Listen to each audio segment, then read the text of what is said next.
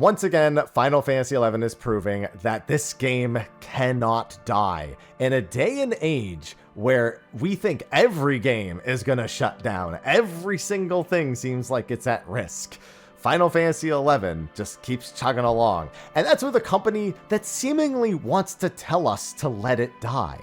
They're like, yeah, we're kind of winding down operations. We're going to let our developers, go other places, try other things. Maybe they'll come back and, maybe we'll do something in the future. But we're just kind of preparing to just maintain it, just make sure it's there to preserve its history.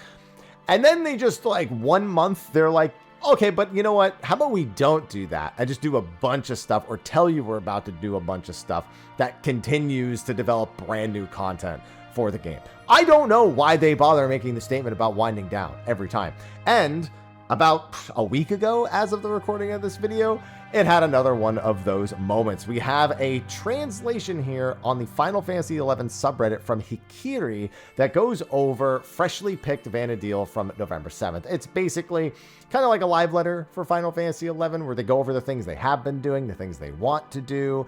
And I mean, they won't stop. They just keep doing things that kind of make me want to log into 11 from time to time. And this is actually huge on the list. Actually, all of November's update was kind of big on this list. So this is a rough kind of translation slash, I guess, bullet points of some of the more important things that actually happen. But we're going to go over that and you'll see what I mean. And it'll make sense a lot to you if you're a Final Fantasy XI player. So they just start the show with something really basic, reflecting on the year, enhancing individual activities, not solo play, making sure people have options to decide what to do when they play. This is definitely going to become evident when you find out some of the things they did, especially in the most recent update. Bullet list, strengthening trust, increasing opportunities for getting items, expanding and enriching / improving content.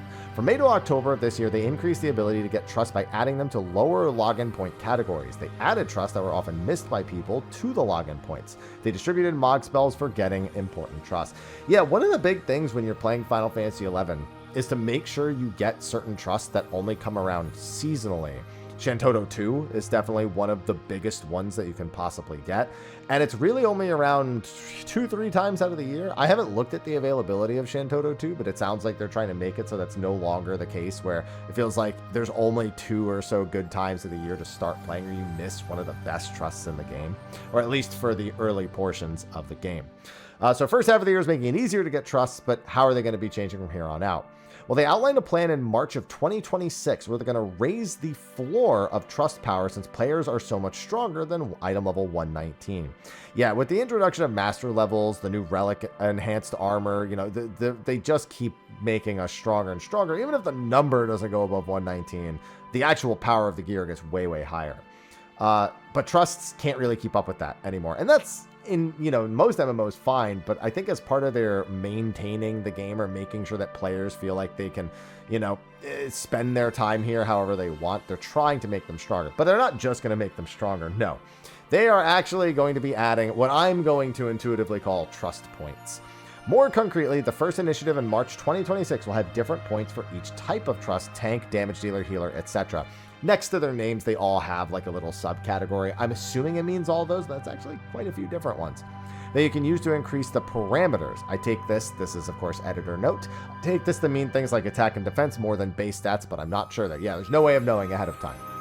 These points will be handed out by logging in day after day or by doing activities on your own. So whatever activities, they could just be the daily quests that you get on top of the actual logging in of day to day. But the idea is every day you log in, your trust will get a little bit stronger. So you're making a little bit of progress. And then I don't know if this is a trust to trust thing or if it's a category to category thing, but all the same, it's another point system to effectively encourage you to progress in the game. And when somebody freshly hits 99, focusing on getting their trust points and actually enhancing them will be another thing that a newer player can benefit from to get into the content they want to get into. And that alone should actually make stuff like maybe finishing, maybe not Voracious Resurgence. It will definitely help with that.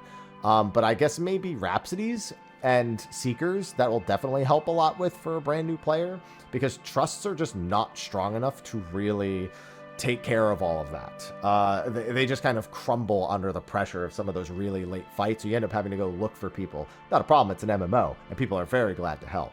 But for some people, the pressure is on when it comes to those encounters. So that might help with them a little bit.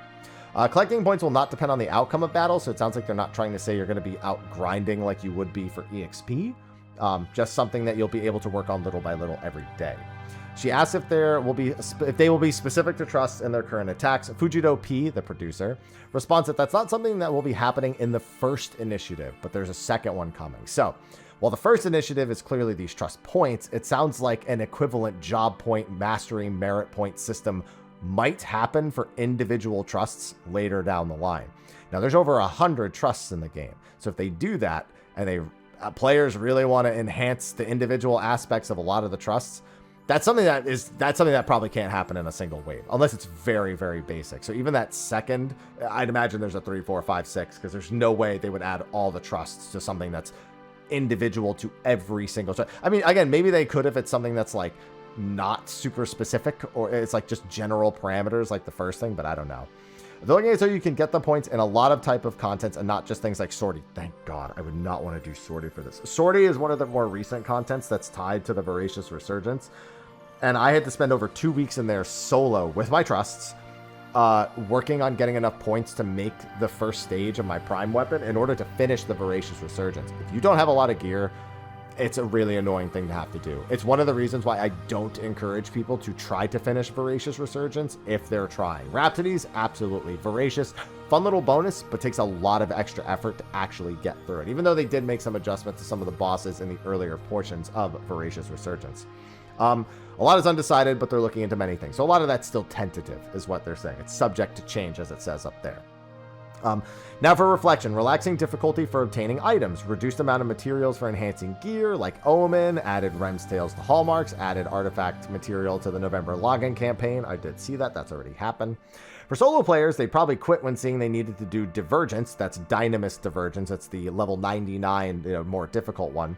And things like that to improve their gear, so they're taking steps to reduce those frustrations. They did make a change. Dynamis divergence now has a public field area, kind of similar to the normal Dynamis, but instead of it just being always open, it has like blocks of time that it's available.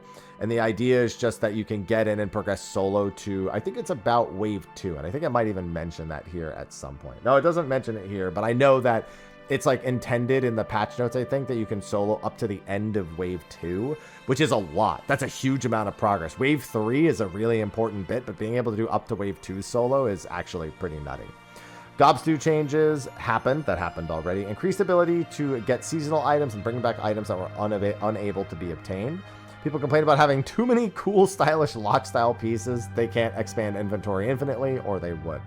Besieged Reflection, they did raise the difficulty or the total level of Besiege, and they've gradually been doing that. Limbus got entirely reworked into something completely different. I've actually been meaning to log in and check that out. Limbus NMs are still a work in progress, and there are more of them to come.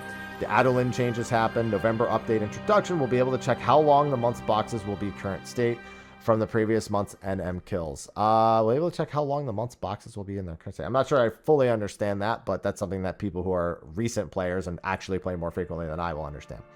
Limbus continued. Method to get matter at a higher rate has been in since the start. They didn't explain it. Okay, so they just had a measure in there that made it easier.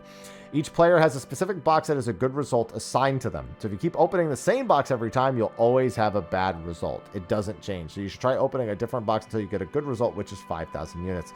If you've done enough NMs on the server, this box will be 100% matter. Your box will change after you get a matter once and not...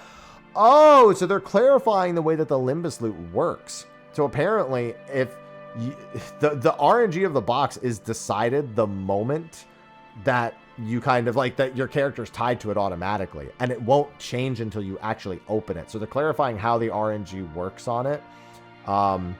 So yeah, if you've done enough NMs, that box will be 100%. So they're telling you to get the maximum credit and to find the correct box and not open the same box. That's actually, that's one of the clearest things the devs have ever said about how something works. And the devs have gotten better about that. But I mean, most of us think back to, oh, does actually facing a different direction help with crafting? They're like, we never said that, but if it helps you. It's like, oh, why would you do that? Login changes. Their goal is to make it so it's a balance of cosmetics and things you can actually use. This is for login points. Also making it easier to get trusts still. They want the login campaigns to need you to make some choices to get what you want. So they reduced the carryover points because it felt like it had no meaning if you could just do everything the first day and not deal with it again. I get that. Anytime I log back in, I always have enough carryover points to just kind of get something that I need. That does make getting some of the spawn items from the later bit a little bit more annoying, but I guess it's not, in the overall scheme of someone who actively plays, it probably doesn't change all that much. It's only for people like me who just don't. Old case +1 is for this month only. It isn't permanent. It will come around again, but new things will go in there in the future. They're open to changing things again, RE point values and what goes where, but for now, this is the current implementation. Normal Orbs Radiance getting the change to rewards for repeating, so they promote helping new people. Orbs Radiance is... What is Orbs Radiance? Isn't that a master trial? Final Fantasy 11. Orbs Radiance. To enter the battle. Oh, no, is this... Oh, that's just the Rhapsodies of Vana'diel final boss mission. So they're just adding rewards to it to promote helping new people. Item that when used gives him 5,250 exemplar points. That's pretty good. Exemplar? Wait, hold on. Exemplar points? Is that the master level points? 5,000 is not a whole lot, but for the early ranks, that's not bad. Exemplar points. Here, let me just look at it real quick. Exemplar. Wow, I cannot type at all. Imp points is what I... I was trying to type yeah, they are for master level. So for reference, 5,250 master points would be, let me see if I can get the level range here. High Apex. I'm trying to get the exact amount of EXP needed per master level. Oh, here we go. So that's, I mean, that's not terrible, but someone who's close to cap, it's also nothing. I wonder if it scales with the amount. 5,250 is enough to go from master level 0 to 1.5. It's almost the equivalent of just going outright from 1 to 2, and then after that, it falls off hard. So I wonder if that actually scales with your current master level in any capacity. But nice that they're adding a bonus to it. Divergence talk. New entrants. Yeah, so this is the thing I was just talking about earlier. Difficulty looks the same. Says 139. Lets you check the status of the area, which tells you what wave and how many statues are left so you don't enter when someone has already finished the whole zone. The status update is refreshed every 6 or 7 seconds. Yeah, so other people can still enter that solo zone. But you can still enter that open field zone and you can work together on it, but you can also solo it. You can check other areas if the one you want is going to be empty. You can't fight mobs that others are fighting. Like old Dyna, they didn't address it here, but it seems you still get credit for the kills. Like you still get credit for the kills. You can make a party after you enter solo. Time limit 60 minutes when the entrance opens. So when it is available in the rotation, it automatically starts counting down. The once a day is separate from regular divergence. Drops are basically the same. Scheduling, for example, open for an hour, close for an hour, then open again. All areas are staggered 30 minutes from the other, so there's always a zone getting close to being ready. You can enter one zone this way a day. You do not get one for each nation. So you can only do this once a day still. It's not like the other ones where it's completely open. It's just giving you a solo option. Vanabout, able to skip daily objectives. It changes when the objective would reset. Other stuff listed in the patch intro of the video. Added to the silver prize, AF +3 coupon, which gives a full set of AF +3. For Vanabout? That's insane. 100% gives Cornelia for 3 months. This is for the pundits, for the players that actually do Vanabout for this year. 100% gives Cornelia for 3 months. 125% Alter Ego Expo campaign plus in December. And 150% is Statue Crusher campaign plus double credit for the defeat 100 enemies requirement for unlocking relic upgrades. Time to make unlocks very easy with the new solo divergence. That's nice. Amon Trove. This is like a Gamba mode. I probably have a couple of YouTube videos about the Amon Trove at this point. They removed a ton of really annoying, useless items and added in a whole bunch of new stuff. They also added in a new treasure trove. They added in a new thud. So basically the way it was before is by rarity. If you opened a chest, and noise was the least amount of rewards. Thud was better rewards. Loud thud was like all of the top tier rewards, and then that was it.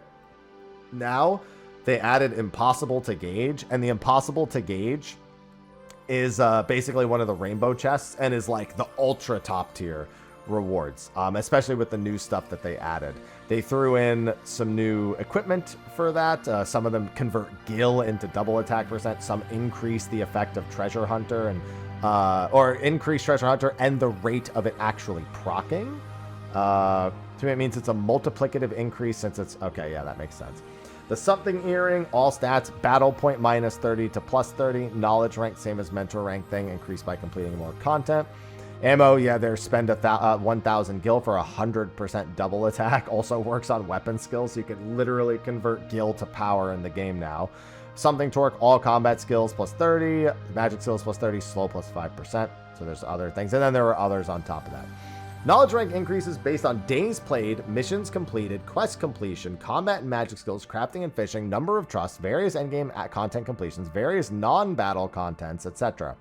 Crowded world measure taken because... Oh, so that's just how you get actual knowledge rank, which is something that they go here. So this right here, it's explaining how this is how that's calculated.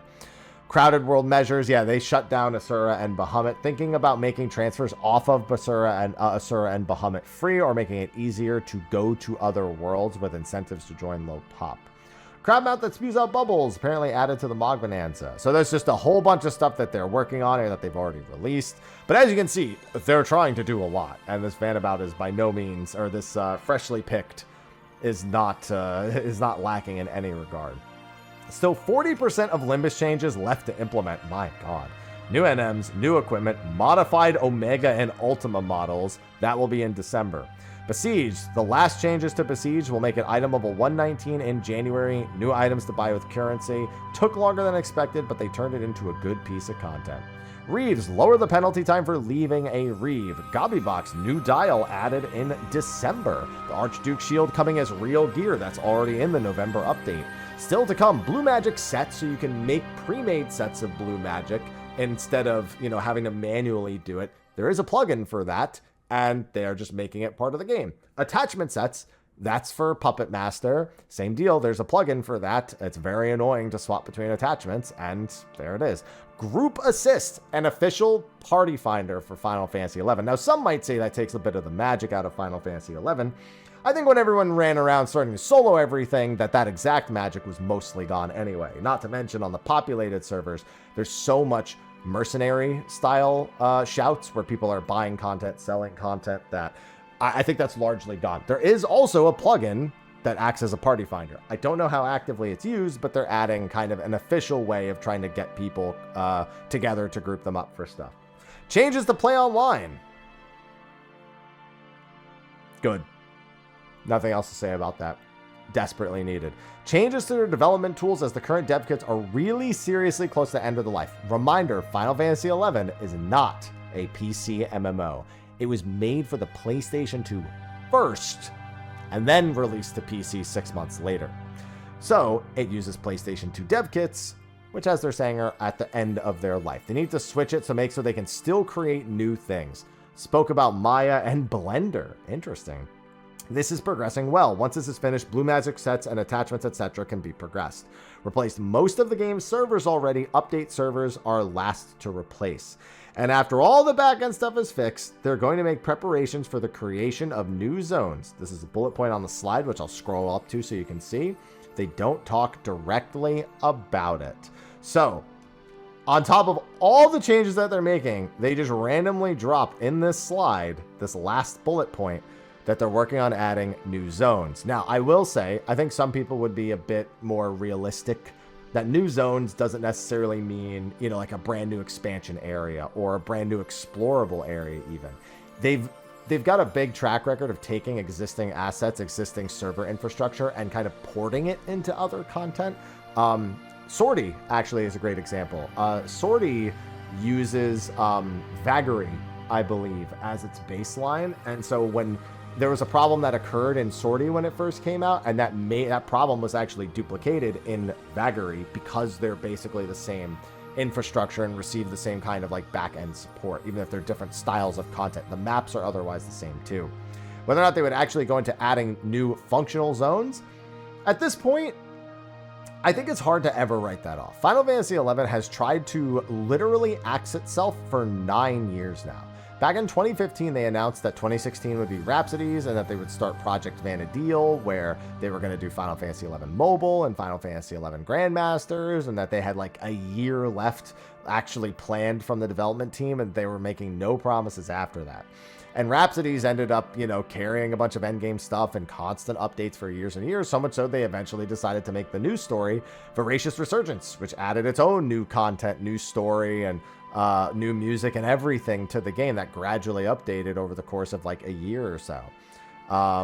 And then they've continued to make changes. After that finished, they basically made the same statement again and said, yeah, we don't really know what we're going to do. So, you know, we're going to let our developers leave and go get experience elsewhere. And, you know, they basically said that, hey, we're going into maintenance mode thing. And then now they're doing this. I feel like as long as people want to play 11 and they feel like they can make that experience a good experience for most people, that they can continue to work on it.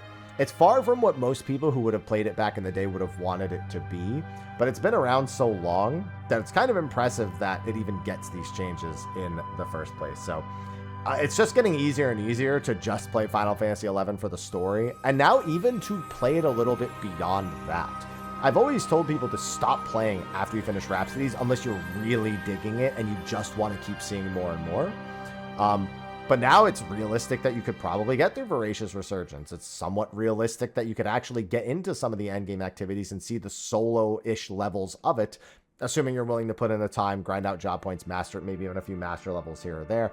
It's feasible, and it looks like they're going to continue to make it more feasible with the trust increases, with the additional content, the access to actual gear. And I'm curious. I think it's probably worth a look at some point, and so you may see some more 11 content on the channel just as like a peek to see what they've done. Limbus especially I want to try because they reworked that, and that's from my era, from when I actually played Final Fantasy XI. So let me know what you think about it in the comment section of the video below. Does this make you want to try or get back into 11 to see some of the things you may not have seen before, or it's just something you hate to see, and I already know what some of the comments are going to say anyway, so I don't even know why I'm bringing this part up. But thanks for watching. I'll see all of you in the next one, and until then, take care.